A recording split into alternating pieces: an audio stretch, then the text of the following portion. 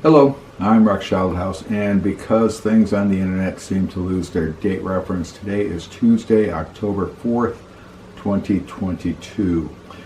And being a little bit conservative, a little bit lazy, a little bit active, whatever, this portion of the video is probably going to be used to intro several site visits of our Wish of a Lifetime AARP Regine trip from San Diego to Bastogne for the Battle of the Bulge battlefields and museums. And I owe Wish of a Lifetime and AARP and Regine a lot for granting this wish. This was probably one of the 5 most emotional events in my life. I'm married, 1 wife, 3 daughters, military career behind me, a lot of other things in my life, and this trip ranks in probably top 5 most emotional events in my life. So let's get on with it. Thanks for watching. This is the first sign we saw of Bastogne. We had left Brussels on Friday afternoon, late Friday afternoon, September 9th, 2022, headed for Bastogne. By the time we got to Bastogne, which I think was like an hour to an hour and a half drive at their interstate fast expressway, the sun was setting, and this was the best sign we could get, saying, hey, you're headed to Bastogne. It was fun. This is a map that was in General McCullough Square, the town square at the center of town, and I'm going to guess that Bastogne is probably 45,000 people. I live in a town of 40,000. Bastogne's just a little bit bigger, and from the center of town, if you walk about 3 blocks, 4 blocks in any one direction, you're pretty much out in the rural areas. You're in the outskirts of town, so to speak. We got lost. I screen printed my phone trying to get on Lost, and this is what it looks like. So if you're going to Bastogne, get your phone updated. Make sure you're there. We were walking around General McCullough Square, and this Jeep is parked there. It caught my eye because if I read the bumper, it says the 101st Airborne Division, 506th Infantry Regiment. And my dad's unit was the 506th Infantry Regiment of the 101st Airborne, so it was my dad's unit. I kind of thought that was cool. We came back or passed this thing several times, and it was always in a different parking spot. We never saw it being driven, but it was obviously operational because it wasn't there at night. It was there during the day. In appreciation for what the Allies did, General McCullough was the deputy commander of the 101st Airborne. The commander was back in Washington, D.C., so General McCullough had the command of the division when it was sent to Bastogne. Town Square is General McCullough Square, and this is a bust in his honor in the town. And next to it is a memorial, honorarium, whatever, to numerous Allied units. And this is a shot of from across the street of McCullough Square. They fly the Belgian flag, they fly the American flag, and they're lit at night. Both they fly 24/7. The tank has numerous plaques running around it and has some description. It was killed in combat and never fixed. Frequently tanks that are killed are hauled back to the depot and fixed or used for parts for other tanks. So you don't just, well, this one's dead, throw it away. You rebuild, repair, salvage, whatever.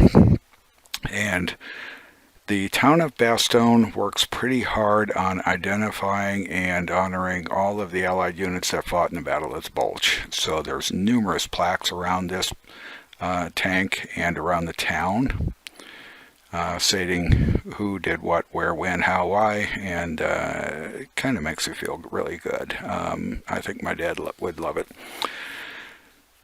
This is just a picture of McCullough Square, the center of town. I took it for the stoplight, and why I left it here, I don't know. Their red lights are red crosses. Their green lights are round like ours. This is McCullough Square, and looking down the street that McCullough Square is on, and the tank, the memorial honorarium site, is off to the left. We were walking around. It was a nice night. Joyce wearing a raincoat. It was fairly dry, just a little cool, but not cold. And we'd just gone out to dinner. Coming back by the tank, I decided to take this photo. I thought it came out pretty nice. And Joyce took this photo. It came out so-so. And at McCullough Square on the 10th of September 2022, we met our photographer, which was provided by Wish of a Lifetime and AARP. Henri, very proficient in the English language, really good guy to work with, had lived in Mesa, Arizona for a year and a half getting his bachelor's degree. Super guy. He really contributed a lot to the tour and to whatever else. He lived in the area. It was fun. General George S. Patton is remembered. Here is his memorial. It's got a big star in front of it, and there are several plaques around it stating what was done. And you kind of feel good if you understand what General Patton did and how he led. Yeah, they talk about him being blood and guts, but he was normally in front, up in the front lines with his troops, and they'd follow him anywhere. General Eisenhower acknowledged the British military participation in the 3rd U.S. Army. So that is recorded here, and that is right next to the General Patton Memorial. This is also at the General Patton Memorial. A sign set up bilingual like almost everything else is, English and French, because of the Allied fight there. And I trimmed it and made it larger, hoping you could read it. I hope I can read it. We really didn't have time to read this stuff. Got a quick look at it, a glimpse, read a couple of paragraphs, and then we had to move on. If you knew my dad, he loved gardening, he loved farming, he loved working with his hands in just about anything, and during those times of stress, he would usually pick on me, so to speak, and I don't mean that in a negative manner. He would look at me and tell me, we got to go out and weed the garden, which meant I'm going to talk and you're going to listen in most cases. Went out, and I was smart enough to keep my mouth shut and listen to what he said. I think he would be very appreciative of the fact that this town is agricultural, heavily agricultural. The area is heavily agricultural, and these huge tractors are running around towing stuff. The cows that we saw in that one picture are a special breed of steer for the area, not being for milk, so they're steers. They are for beef, and they are acclimated to the climate. The streets are fairly wide, but these tractors run down them. They're fast. Those tractors will do 50 miles an hour, I'm guessing. I watched them on the streets, and they are moving. And they follow the rules of everybody else. When it's time to come to a stop, they come to a stop. This is our hotel, Hotel Melba. It was on one of the secondary streets, significantly wide, and nice hotel. We enjoyed staying there. The staff was, some of the staff was very proficient in English, and some of it wasn't. So they were helpful. This is looking down the street, and the area in front of the hotel itself, the side of the street that Joyce is on, is reserved for buses in the immediate area. Now, we toured Bastogne by foot because we understood that most of those sites were going to be within walking distance of the hotel. And we also went out to the convenience stores, grocery stores, and wherever else. And we found this, which my French is not good, but I think that this is the goddess that protects Bastogne. whatever. It's a place of honor, so we honored it. We viewed it, appreciated it, and we moved on. While we were in Bastogne, it would be fairly clear skies, then cloud up, then rain for half an hour, 45 minutes, and then clear up to partly cloudy skies for a couple hours, and then overcast skies, rain again. So you'll see a fair amount of water on the streets, and you'll see this town like this is. The skies are bright and clear. The town is kind of dark.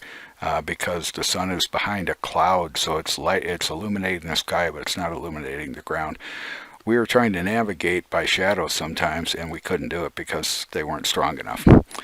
I love traffic circles, and there's traffic circles all over Belgium. I love traffic circles. I know how they work. I got exposed to them living in other countries and driving in other countries, and there are some rules, and they don't violate the rules.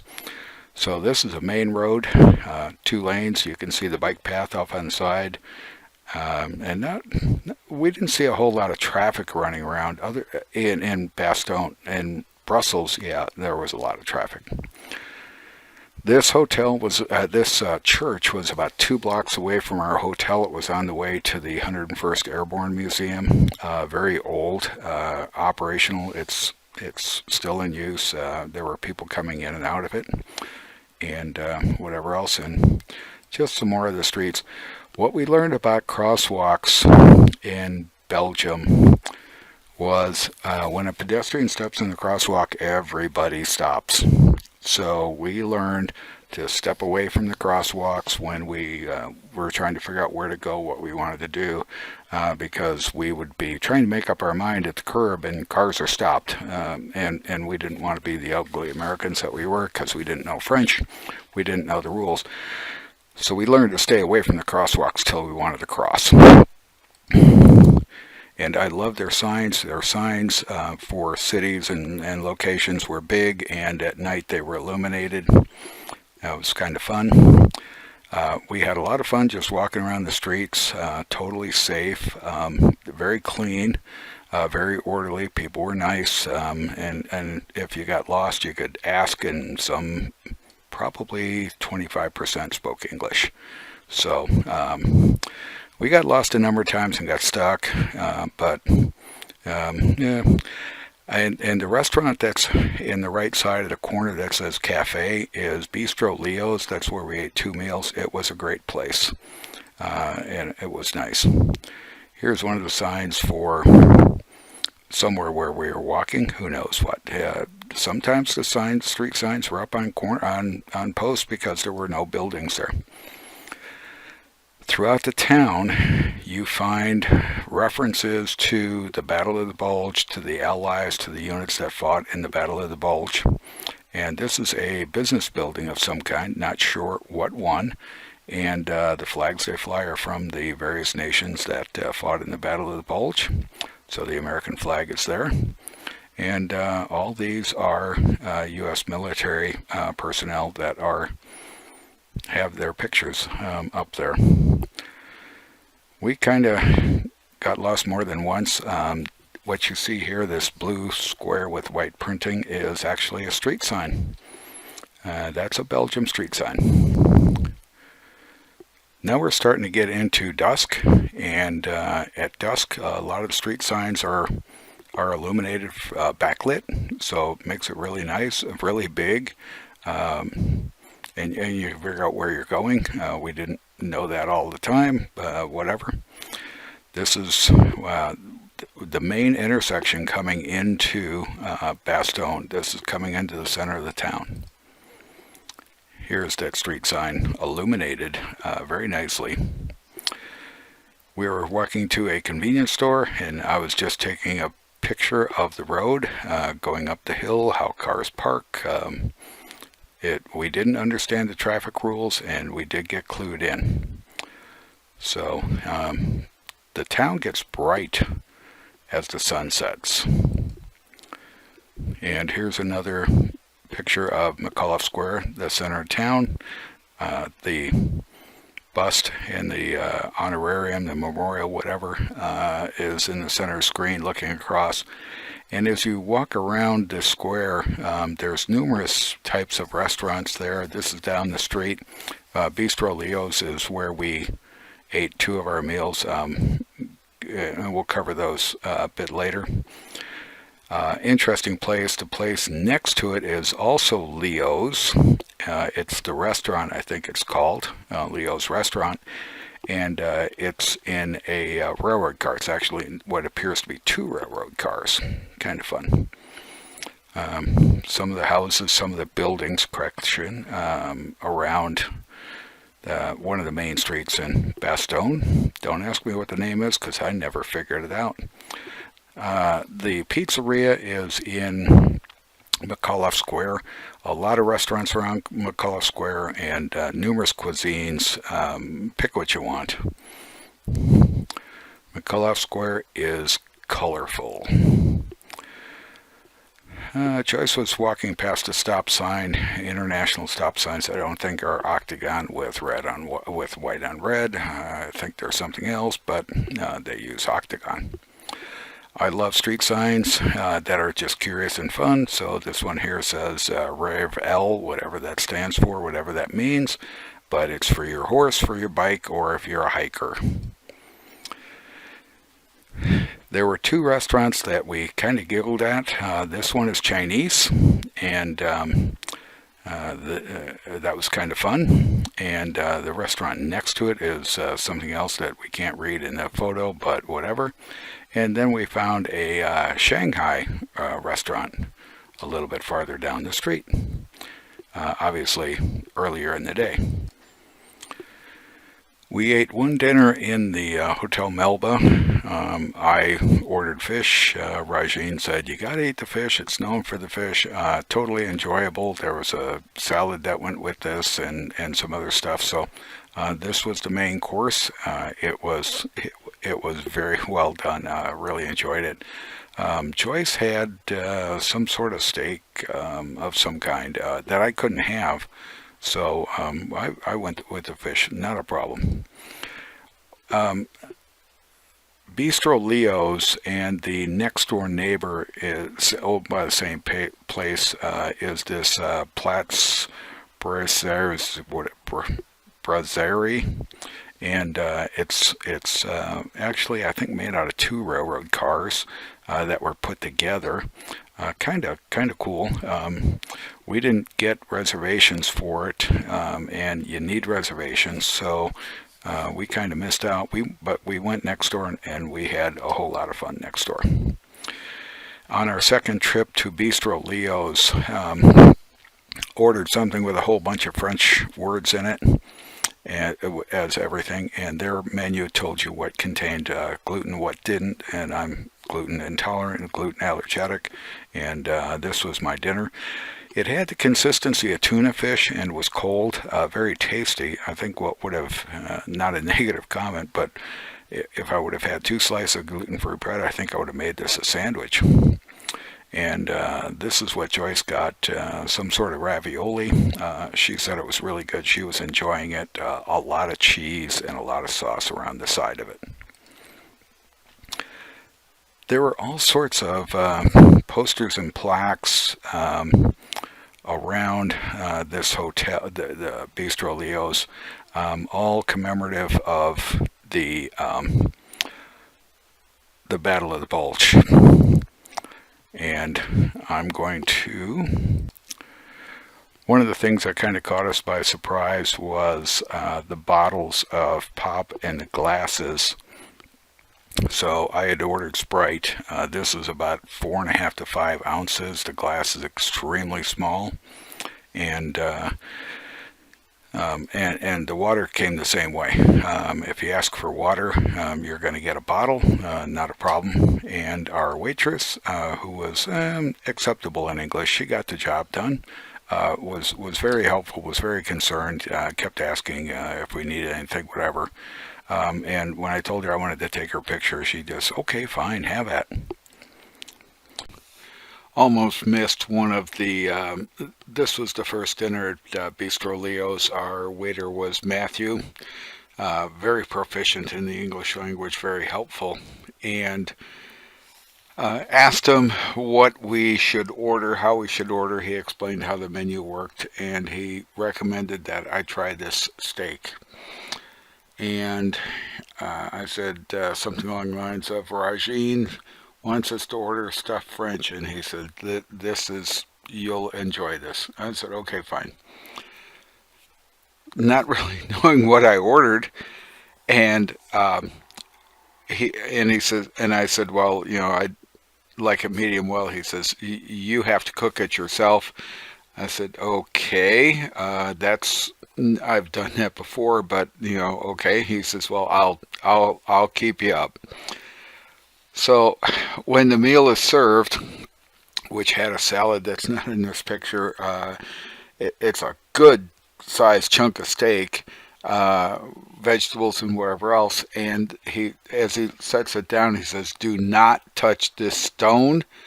This stone is very hot. I put my hand about 6 inches away from this stone, and this stone was stinking hot. And he says, what you do is you take the steak, you cut it very thin, you put it on the stone. As it's cooking on the stone, you cut your next slices, flip it over when it's about half done, and then when it's done, take it off the stone, put it on your plate, put the new slices on the stone, then slice more of the steak, and then then after the cooked steak is rested a bit, eat it. And it was enjoyable. It was fun. It was great. It was reasonably priced. Tried to order it the second night, and the waitress said you need to try this instead, and I went with the salmon, which I expected to be hot, and it was cold. It was good, but this meal was fun. I can't remember what Joyce ordered. I think Joyce had a Caesar salad with this, and with their Caesar salad they put anchovies, so that sort of caught her by surprise. This was a fun meal. During this meal we had a conversation going on with the young lady and her mother at the table next to us. She was very proficient in the English language, and she had lived in Coronado for a year and a half while she was getting her nursing degree. Coronado's about 40 miles away from us. We had a lot of fun. We talked about the Battle of the Bulge and why we were there. Her grandfather and father, her father was not born, was not alive, was born after the Battle of the Bulge, but she was very knowledgeable because of her grandfather and father's tales. Bistro Leo's was a fun place to eat. We did get into the convenience stores and the grocery stores to do some shopping. It kind of looks just like back in the old USA with a lot of the same names, but the packaging is a little bit different. The labeling is a little bit different. We were looking for things that said sans gluten, and we couldn't find them. Things that we know are gluten-free here, we couldn't confirm are gluten-free there, so we stayed away. On one of our walks, we came up to this place, and you kind of have to look at it and then realize that this is humongous furniture. And that's a table that Joyce is standing under, and those are 2 chairs along the side, and it's a toy store. I wish I had seen this while it was open, realized it was a toy store, and gone inside to see what it was like. And this last one is one of the convenience stores that we frequented, or that we went to and got stuff. One of the fun things was figuring out license plates. The shape of the license plates and the general numbering is fairly standardized, but when you look at the license plates, that first letter clues you into what country it's from. So B would be from Belgium, and there were a number of Belgium plates available to us. This one is Luxembourg, and we're finding some others. Can't read all of them that I've got, so I'm going to delete some of them. The Netherlands was in there, and Lithuania. We had to ask what LT was, and the guy at the hotel looked it up, and it's Lithuania, Joyce's heritage country through her mother. The last thing we're going to show you in Belgium, in Bastogne, as a general running around, was we found a real estate office and took some photos. So here is a home for 400,000 euro, 399,000 euro, and it's close to 1-to-1, so it's $400,000 US, give or take. And the one that I wanted to buy is a mere 999,000 euros, $1 million, give or take. It's on 30 acres. It has a 100 square meter patio. It has a swimming pool. We didn't translate it all that well, but for $1 million, it's comparable to what we have here, and it's probably a better deal than what we would get here in Southern California. So, Bastogne, walking around the town, a lot of fun, very safe. It was beautiful weather. It didn't get real hot during the day, and it didn't get real cold during the night. Rained fairly often. We got soaked to the bone. It wasn't a cold, freezing rain. It was kind of a nice warm rain. So even when I was soaking wet, Joyce was wearing a raincoat. We were still okay. We were still doing good. Really enjoyed this.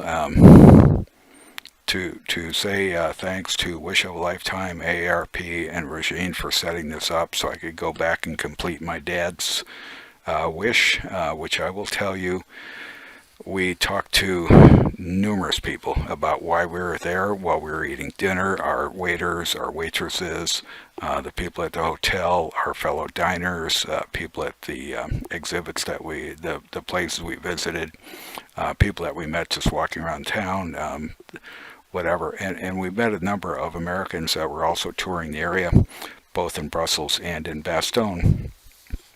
Told them why we were there and whatever else. So it was a lot of fun. I will tell you that it was extremely emotional.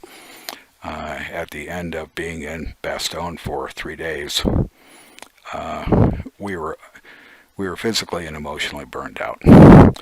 Okay, thanks for watching. The next one is going to be the Bastogne War Museum, and that was something else. Thank you very much for watching.